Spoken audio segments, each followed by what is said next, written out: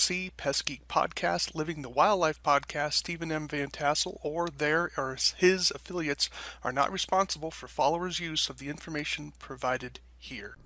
Hi everyone, Stephen Van Tassel here, Wildlife Control Consultant, bringing you another episode of Living the Wildlife as part of the Pest Geek Podcast family. Glad to have you on board. I hope that your week went well.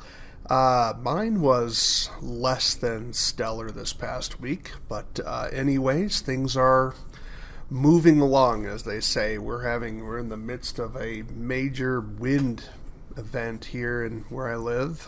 So here in Montana, we get a lot of wind. So, but I guess for those people that have windmills, this is some pretty strong gust. It's been going about 18, 20 miles an hour for 15, 16 hours, I think, probably by now, and I don't know when it's going to stop. Anyways, do take a few moments, if you would, to sign up to the podcast. Of course, ring the bell so to make sure you're being notified of some updates. There have been some issues with getting the podcast up. Again, I don't post it for the Pest Geek Podcast. If you're like, I like to have consistency, you're always able to go to Rumble. I upload my podcasts up to Rumble, and you just look under Wildlife Control Consultant, and you can obtain it there.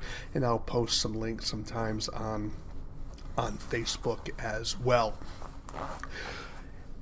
Would love to hear from you in terms of comments. You can reach me at wildlifecontrolconsultant@gmail.com, wildlifecontrolconsultant@gmail.com. Would love to hear your comments and praise and criticisms and thoughts for perhaps different shows that would be interesting for you and needful for you in the training that you would like to look for.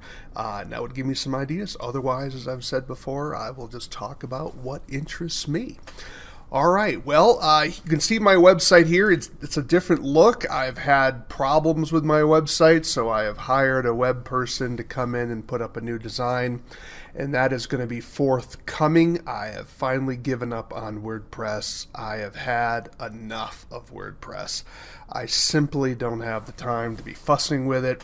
If you enjoy WordPress, God bless you. I am done with WordPress, so I am going with a different model. Of course, that's another $1,000 plus out of my wallet, and I have a very simple website. So I've got, not only they're going to create the architecture, and then I've got to then populate it with all my old materials. So that's the future I'm looking for. Again, not too happy about it. But I'm hoping that this new path forward is going to just save me time. Because for me, my website's just kind of a billboard. It's not changed that much. So if you're wondering why you're seeing my blog here on the homepage rather than my sales materials, that's why. I've had some issues with WordPress. And again, it would change, and I haven't even done anything to the site because WordPress is just too dynamic, and I have just had enough. All right, well, enough about me. Let's get talking today about the issues of this particular week, or what my topic is. And in this case, I am going to be talking about Beaver water management devices. Now, specifically, I'm going to be talking about culvert protection. So Beaver water management devices fall into two major groups. The first one is culvert protection to prevent beavers from damming in your culverts. The other one is flow devices that are installed through beaver dams. Now, sometimes those two elements overlap, but they are, in a sense, separate concepts, but they're very related. But this week we're just going to talk about culvert protection. So obviously, for those of us in the more northern tier, this is getting a little late in the year to be applying beaver pipes and that sort of thing. But if you still have open water, you can still get her done, as they say. For those of our more southern neighbors, of course, you don't have the freezing conditions, so you can install these year round. So one of the things that sometimes is missed in our, the so-called environmentalist mantra that we're destroying the planet, blah blah blah.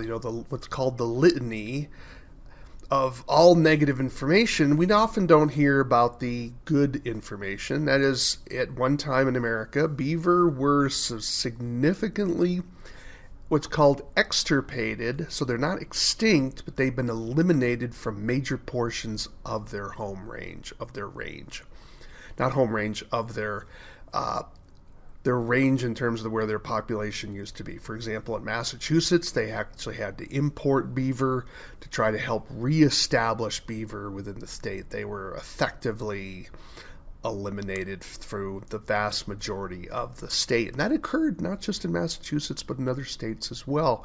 Now, it was probably due to a variety of things. Of course, over-harvesting would certainly be one of them.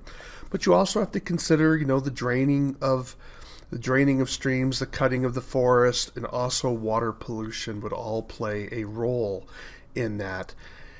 However, of course, we finally figured out that we were doing things wrong, and then some changes were being made, and of course, beaver are now pretty much established where they used to be before the white man came to America. So that's really a good news story, and this is sometimes a good news story that you often don't hear about. You just hear about all the bad things humans do, and humans are the terrible thing in the world, and we're just destroying everything, and how much better everything would be if humans weren't around. But just blah, blah, blah, blah, blah, right? And so this is, of course, utter nonsense, but nevertheless, we did do some bad things to beavers, but we also did some good things to beavers, and we brought the beaver back. And so when you bring an animal back, especially one as industrious as beaver, you're going to have conflicts, and we need to find ways to manage those conflicts. Now, trapping of beaver is one way to manage those conflicts, okay? So I'm not devaluing trapping. Trapping is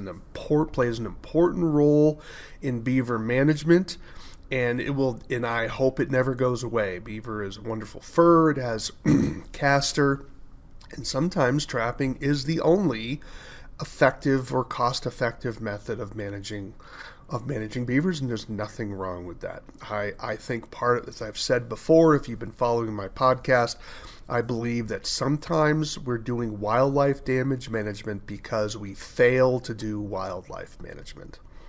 And trapping, the fur trade, is part of responsible wildlife management. Unfortunately, the animal rights protest industry and our changing values within the culture no longer sees fur as valuable and as a green resource. And so instead, people want to have petroleum products on their body. And so this is a rather sad thing, and it just shows the hypocrisy and the short-sightedness of what I call the so-called environmental movement. But anyways, that's probably a subject for another podcast. Nevertheless, beaver are back, and that's a good thing. But there are situations where we have conflicts, and here's an example of one of them.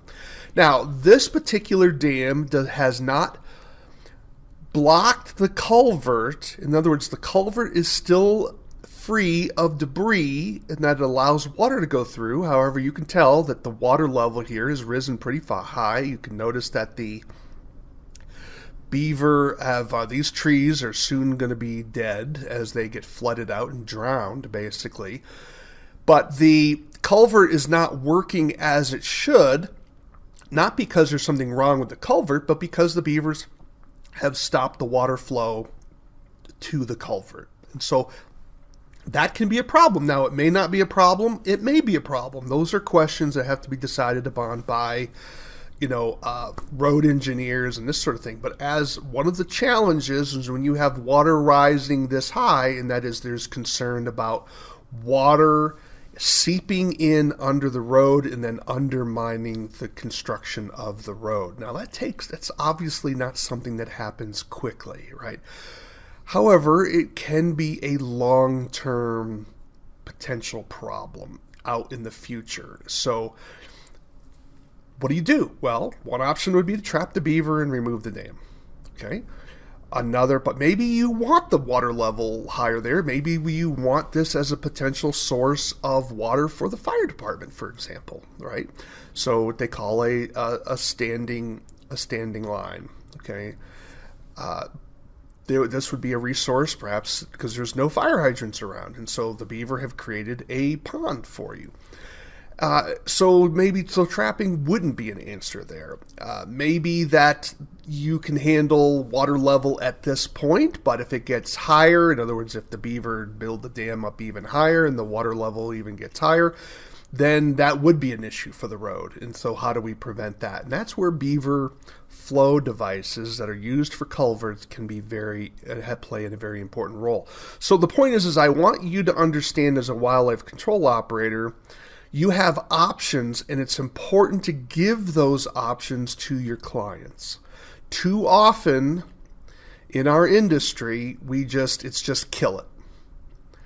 And killing is an important role. In many situations, killing is really the most practical option. However, we do have other options in many situations. So rather than maybe doing 99% killing, maybe we should only be doing 80% killing.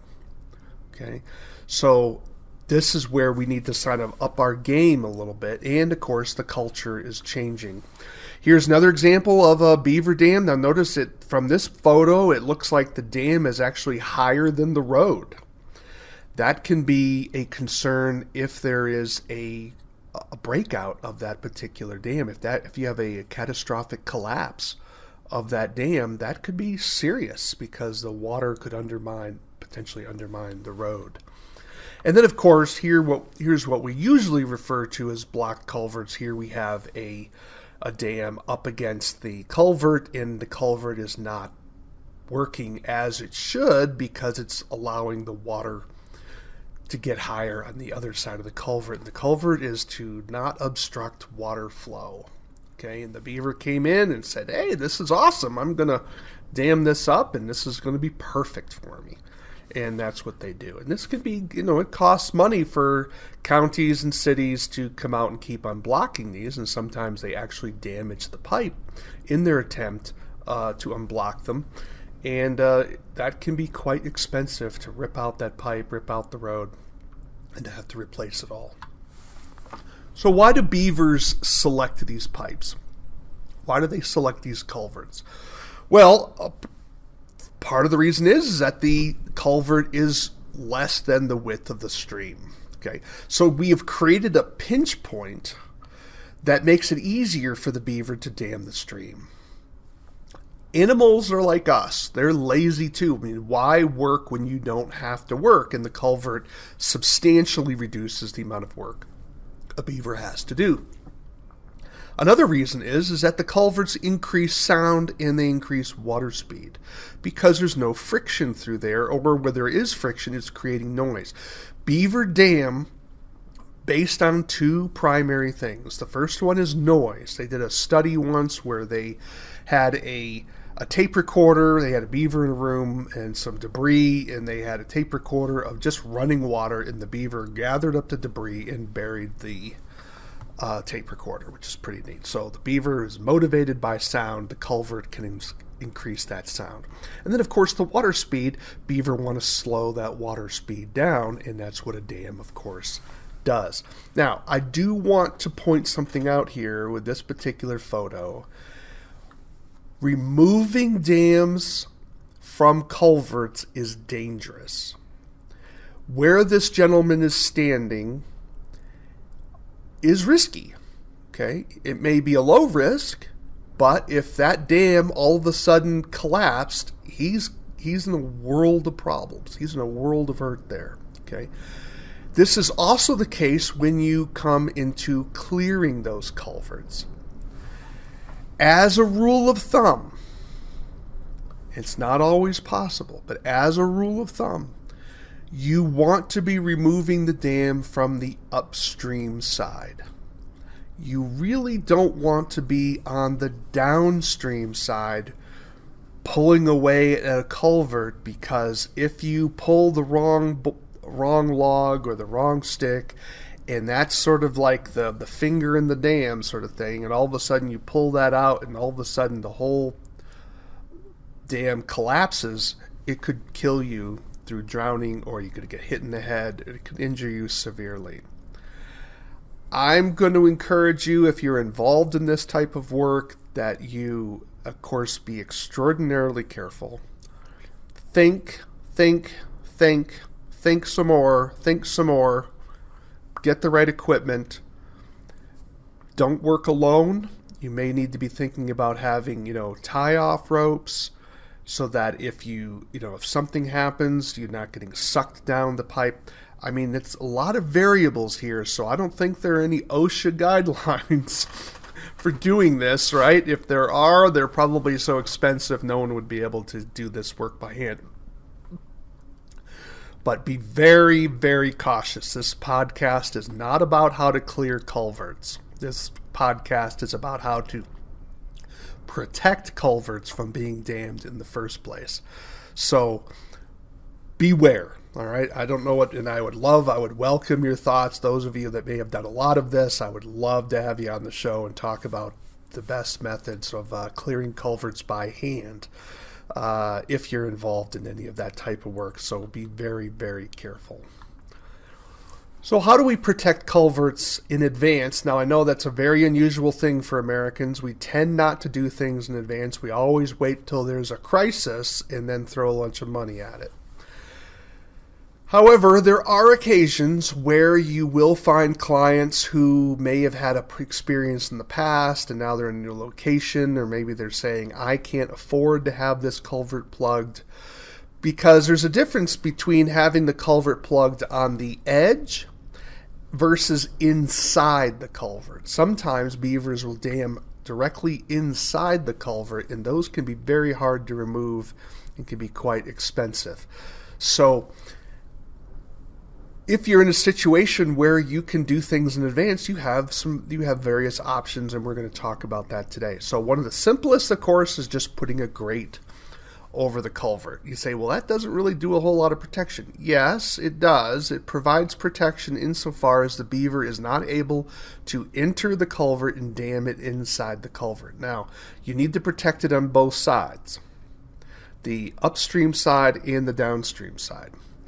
Now, if you're looking for something that is going to be a little more permanent, in the sense that if the beaver begins to dam, it won't matter because we're still going to allow water flow, then you have something that's on the right. Now, I am not recommending this particular design. This is the design I created back in the day, way back in the 90s, before a lot of this information was out, or at least before I was aware of it per se. And the company wanted me to protect some culverts in advance because they needed to have the water constantly flowing. So what you're doing is you're taking hog panels and you're putting out a fence around the culvert and then putting pipes through it. Now, you don't have to put pipes through it, but piping through it allows the opportunity that if the beaver decides to dam it up, water is still allowed, can still get through, and you can see that. And you can see that sort of design there. There is another type of culvert protection known as I call it a mesh cylinder. I'll have better photos of that later. But basically, it's a large circular cage that's partially inserted into the culvert, and then it extends out, maybe 20, 30 feet. So the beaver can try to dam it, but beavers tend not to dam things that are in parallel with the stream. Beavers always want to be damming perpendicular to the stream. So to kind of give you a little picture here, if the stream is flowing this way, the beaver wants to create a T. They tend not to dam on the side of something. They tend not to dam that way, where the line of the dam is in parallel with the stream flow. That's something they just don't do. So that's where having that cylinder come out provides water to get through. Plus, you have so much surface area, it would take a long time for a beaver to dam that up. So in light of these issues, we have what's called beaver deceivers, and this is the name used by, I believe, by Skip Lyle. I don't know if he invented the name, but certainly he is a forerunner in this particular field of creating these devices to protect culverts from beaver damming. Again, it doesn't stop the damming, it stops the beaver from being able to stop water flow through that culvert. Okay, so beavers will sometimes dam up. Now you'll notice that all of these designs try to minimize the perpendicular portion where the fence is perpendicular to the water flow. This is why you'll have this sort of diamond design, sort of a keystone type design. Now, keystone is, we'll see another example of that. That's a trademark term now. But the idea is that you have these long lines that are in parallel to the water flow that beaver tend not to dam. And that is one way to prevent beavers from damming it up. Now, you'll notice the image on the far right where there is a little bit of a space between the fence and the culvert protection. I mean, the culvert protection and the pipe. That is to allow animals to sneak around the fence, such as turtles and sometimes fish and larger mammals. Because when we're using these, what do I want to call them here, hog panels, those are 6-inch by 6-inch weave. If you're smaller than that, obviously an animal can get through that. But if you're a larger snapping turtle, you're going to get wedged, and now we've created a barrier that prevents crossing. Therefore, we would force animals over the road, increasing the likelihood that they're going to get run over. So he created this particular model, so I don't know how many inches it is. You'd have to look up his particular work, but you notice that there's a little bit of a gap. Something larger, obviously larger than 6 inches, otherwise why would you do it? Probably maybe it's gone out a foot or so that an animal can then kind of sneak around that edge and get back through the culvert and follow and continue going downstream or coming upstream, for example. All right, let's take a look at some websites now. And so let me pull this up.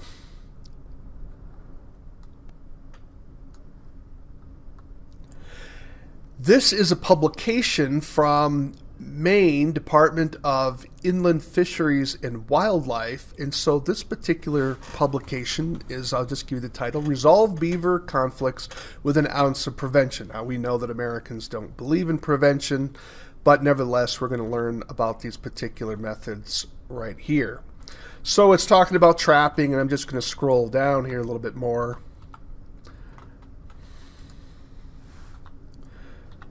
Talks about some of the damage. Now, I want you to take a look at some of these photos that he has. Let me kind of blow this up for you.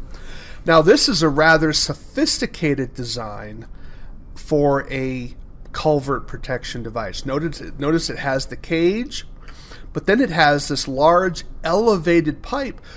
Clearly, this pipe was made because they don't mind if the beaver dams that particular location and raises the water level. They just don't want the water level going above that particular line.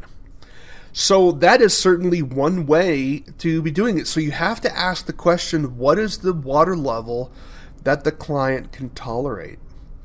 And you want to try to have these devices used in places where there's a little bit of tolerance for some water level rise. You don't have to have a lot of tolerance, but you want to have a little bit of tolerance, right? And typically you will, right? Because there's always overbuilding when they're creating these types of situations.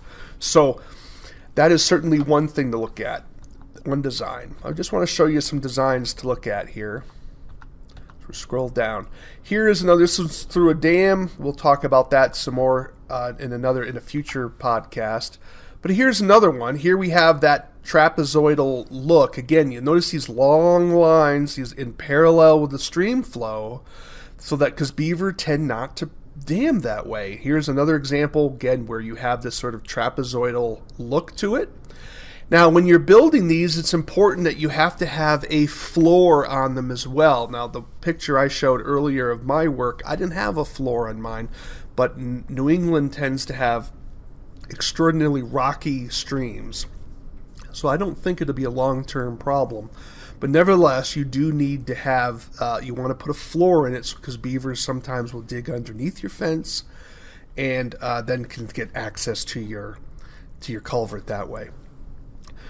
So you need to get some stake drivers, pole drivers, because you're going to be pounding these things down into the ground. You want to probably get some, you don't have to get galvanized hog panels, but that certainly can help. The hog panels will last a while.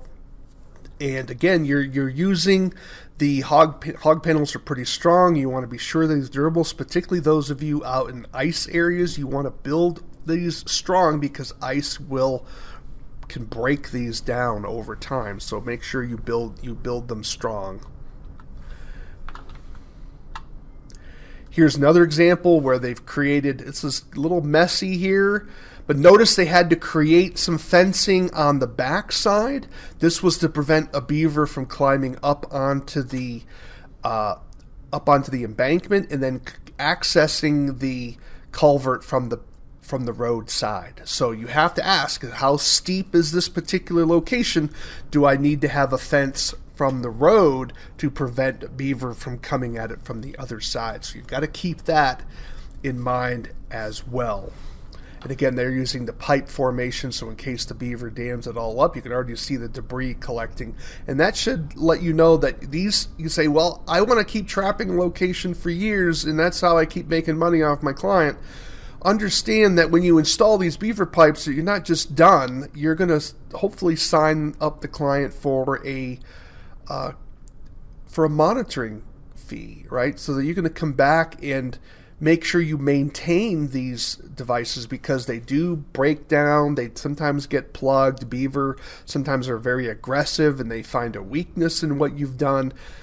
And you'll need to make sure that sometimes they need to be cleared away. Some of the debris needs to be cleared away to maintain the appropriate water flow that the device was supposed to be ensuring. So you should have that kind of a contract with your client. Now, you're not going to get it for all of them, obviously, but they may find over time it may be cheaper for them to pay you a few $100s a year to monitor the location. You're looking at least once a year. Some locations may need twice, but it shouldn't be a ton of work for you, and it allows you to keep maintaining that yet FaceTime with your client as well, letting them know, oh, we have a beaver guy or a beaver girl who can handle maybe other problems that we have, right? So that can be something for you to definitely take advantage of.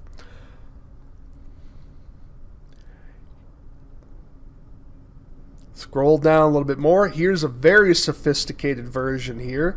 Now it seems to me that I suspect that what happened here is they probably dropped the water level down enormously, and now they're anticipating where a beaver would dam it, and that's why the pipes are this high. That's my guess. I don't know, but typically these pipes would be in the water. But again, you don't have to have them in the water, right? You can say, look, we're fine if the water level gets this high. And that's your call, but otherwise I would have them at the bottom. Now, you don't want these pipes sitting on the ground on the floor of the pond if you can help it. You want to have at least, if you can get them off a few inches, that's important because you don't want silt and debris to start filling it up from the bottom. So you want them at least high enough off the ground, off the floor of the pond to keep them away from all the silt, because silt will collect over time there as well. So that's important. Here's another type of design.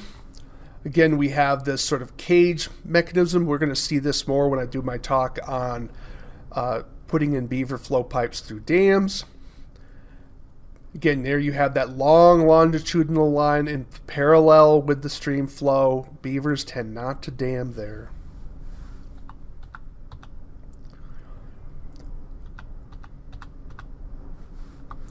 And here's another example of another one. That's from the cage side. And here's a nice line diagram. Let me kind of shrink that up a little bit. Just kind of move that. And again, you're looking to try to create these large longitudinal lines in parallel with the stream flow because beavers it makes it harder for them to dam. And don't forget, you need to put a skirt at the bottom as well to keep the beavers from digging underneath.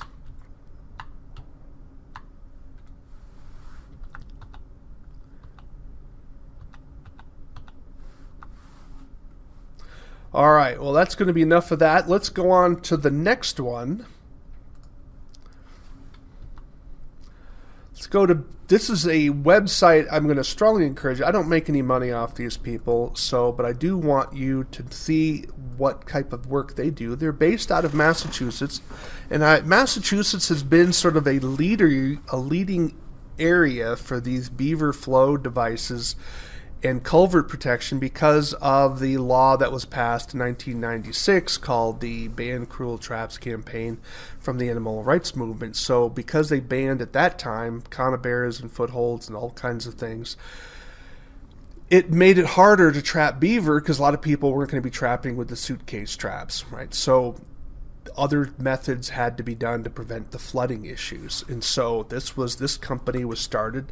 I know one of the principals of the organization, or at least I know his wife, and here's his design. Again, that trapezoidal look, and he calls it a keystone, and he's trademarked the word, keystone design. And it's amazing. So there you go. There's an example of one. Notice he's got the protection above the culvert to prevent beavers from coming in from the top side. And it's rather pretty.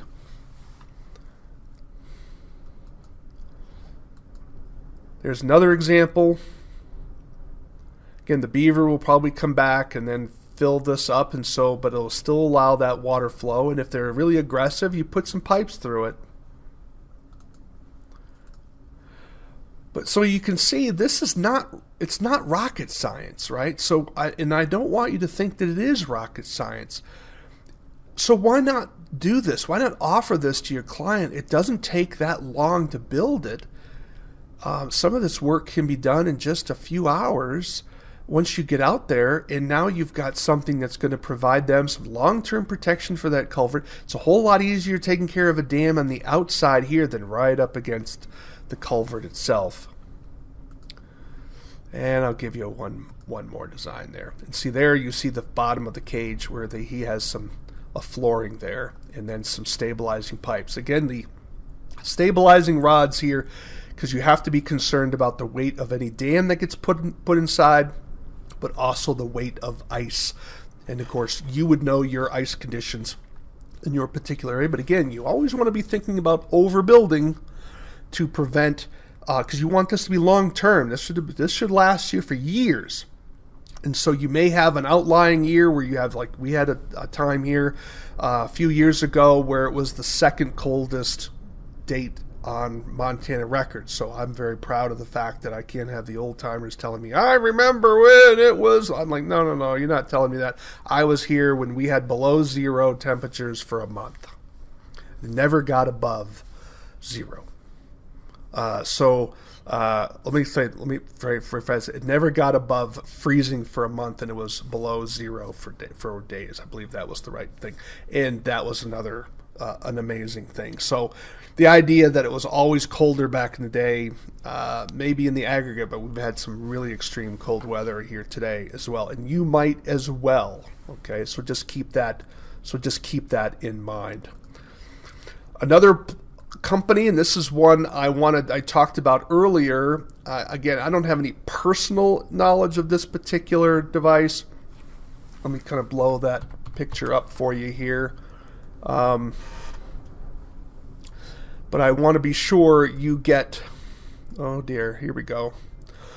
Basically, as I said before, it's a cage that's just sort of extended out into, it's like rather than having a metal culvert that's just solid, it uses a cage and extends that out into the pond, and that is your beaver deceiver, I guess, for lack of a better word, out here. And this is called Beaver Stop. And so it's a company where you can buy these and just simply measure your culvert, and they will sell you the right size, and you just extend it out into the pond and anchor it down.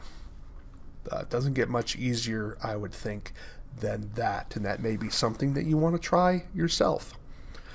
Now, if you're looking for a publication, this is certainly one that I'm going to suggest for you as something that you should consider, and you're going to look up Dale Nolte. That's Nolte, Nolte, Nolte, and the title of it is How to Keep Beavers from Plugging Culverts. Pretty simple title.